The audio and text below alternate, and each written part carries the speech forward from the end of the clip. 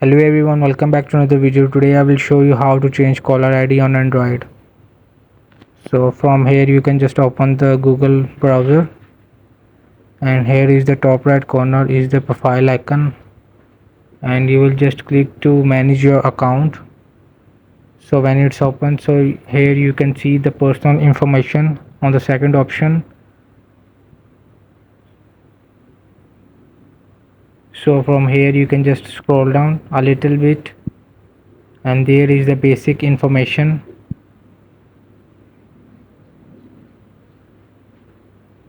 So there is the name, so you have to click to this name option. So basically is the name is your caller ID. So here you can just change the first name and the last name. You have to change it and just click to save it.